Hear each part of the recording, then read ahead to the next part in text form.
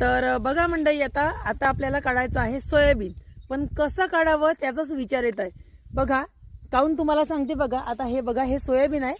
तर तुम्हाला दाखवते सर्वप्रथम जवळ आणून. हे बघा, हे जे सोयाबीन आहे हे पूर्ण आपलं पापडी असं गेलेलं आहे. तुम्हाला दाखवते बघा मी. हे बघा, हे बघा, हे असं अशा प्रकारे पूर्ण पापडी गेलेलं सोयाबीन आहे. हे बघा, याच्यात काय शेंगा आहे बघा. तर हे सोयाबीन सुद्धा काढणं काही आपल्याला असं परवडणार नाहीये. आमच्या शेजारीच आत्ता सोयाबीन काढलं. 5 एकरामध्ये 50 क्विंटल सोयाबीन होत होतं दरवर्षी, आणि यावर्षी 5 एकरामध्ये फक्त 50 किलो सोयाबीन झालं आहे. तर विचार करा, या शेतकऱ्यांनी करायचं तर काय करायचं.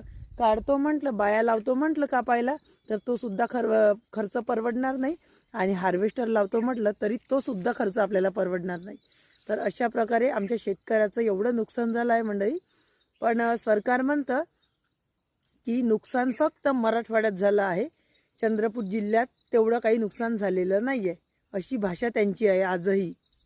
आणि हे बघा आता आपलं शेत, हे बघा पूर्ण नुकसान होऊन आहे, काही राहिलेलं नाही आहे आता.